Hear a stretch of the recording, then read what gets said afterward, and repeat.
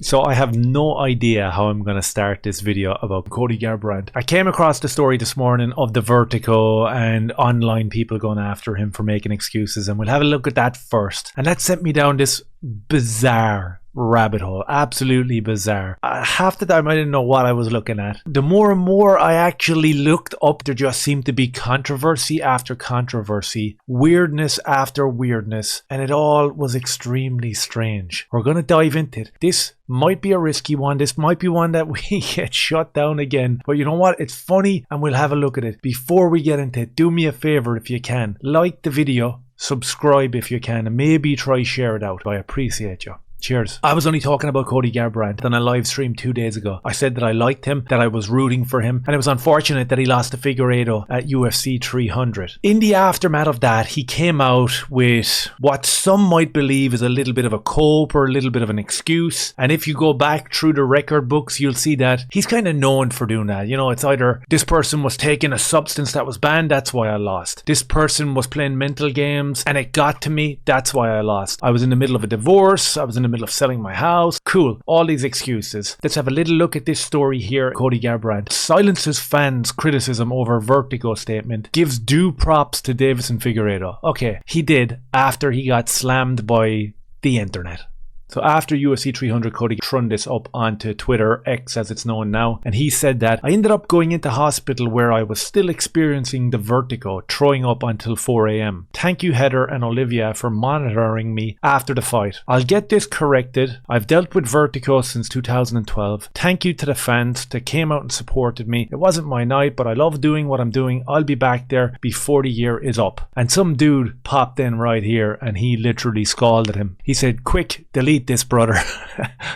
One of my favorite fighters ever in UFC. This is not a good look for you, man. And that's the tweet that's obviously being referred to in this headline here, which is running cover for him, but it is what it is. Cody responded and he said, not a good look to say what happened to me in a fight by what I was experiencing. It's the truth. Taking nothing away from Davison. You'd think I would just lay on my back, not getting up the whole time. I was spinning, not trying to get my face elbowed in and fighting through it. It's like, okay, man, okay, don't engage with people that are calling you out for making crazy old statements. You know, wait. Just wait a few weeks down the line, you're on a podcast and it falls out and it's just like, yeah, listen, I have this vertigo thing. If it's legitimate, I have vertigo. I was spinning all over the shop. I went to the hospital. I'm getting it sorted. But that had a bit of a factor in that Davison Figueiredo fight, not taking anything from him. I was going to do a story this week about Ronda Rousey because she was pulling the same sort of jargon this week, saying that she was concussed repeatedly before fighting Holly Holm and that she was the best ever to do it and still believes that she's the best to do it. Then she was dogging on Logan Paul, saying that he gets special treatment and I don't get special treatment. This reminds me of that. Listen, if you're injured,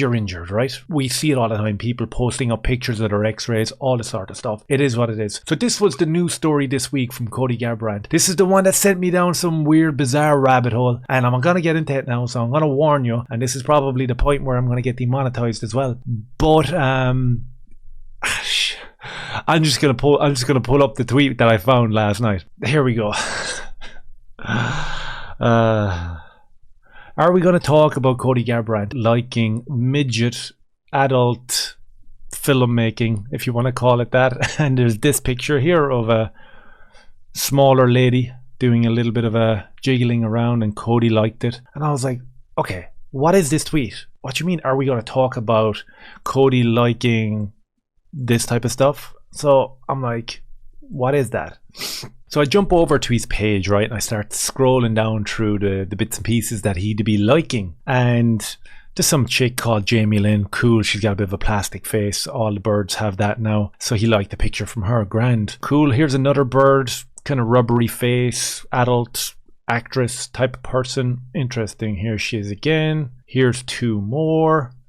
Here's a little bit of MMA, would you believe it? And then we get down here. We have this smaller lady shaking her stuff. He's interested in that. Awesome, he's liking that. We continue with more Jamie Lynn, who he really does seem to like. And we have Carmen Electra.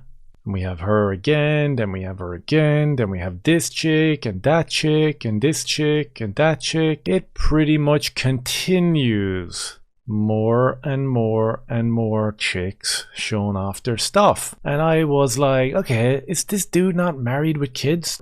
Then I jump over here and I realize, okay, so he's divorced. He has a kid and he's divorced.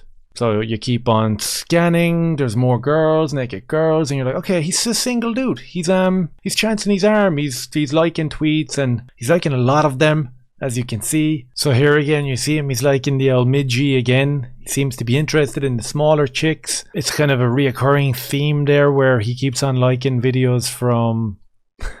There he is, letting us know what he's all about.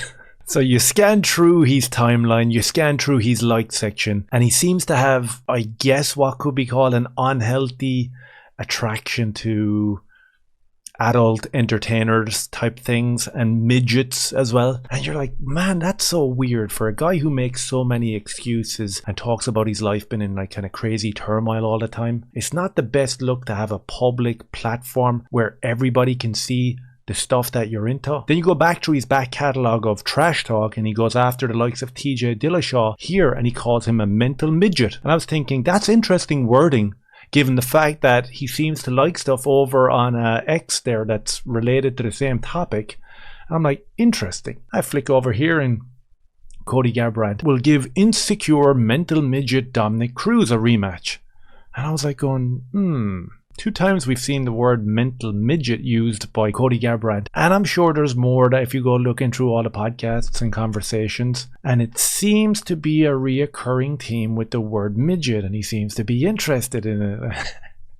And the dude should really be concentrating on his career. I think that he's a good fighter. I think he's super talented. I wanted to see him do well at UFC 300. But you're kind of looking at what's going on in the background. You're breaking up with a chick who seems to be this like actress, model-y type person over on Instagram that parades around in bikinis and shit like that as well. You're jumping over onto X and you're literally liking every rubber-faced yoke out there. And midgets as well, which is interesting. It's kind of a little bit of a Twin Peaks feel about it. You're in interviews calling all your opponents mental midgets. You're fighting with Jean-Claude Van Damme. It was a random story that I came across this morning. I was like, what the hell? So as you can see here, him and Van Damme are doing a little bit of sparring. They're interacting. Van Damme does a little bit of a spinning heel kick which touches his forehead. And Cody calls a halt to it. Cody gets all bitchy, starts a big fight. There's a back and forth between Van Damme. Van Damme is apparently not allowed to train with him anymore. Cody is like, you're lucky I didn't kill you. It seems to be that every single time he brushes past any single fighter, Peter Yan, Cheetah Vera, Dominic Cruz, TJ Dillashaw, Jean-Claude Van Damme, there has to be an altercation, there has to be a news story, there has to be an excuse, there has to be a reason for why he didn't perform the way he thinks he can perform. There's a lot of this based in narcissism. We saw it with Ronda Rousey. Then you see the midget stuff that he's following online, and then he's calling all his opponents mental midgets. There's something slightly off about Cody Garbrandt. There's something slightly off about the stuff that he's liking over on X. There's something slightly off with the fact that he's constantly at odds with everyone in the UFC. And for someone that you want to see do so well, he's acting really strange and weird. Weird video. Let me know your thoughts down below. Hit like, subscribe and share. Cheers.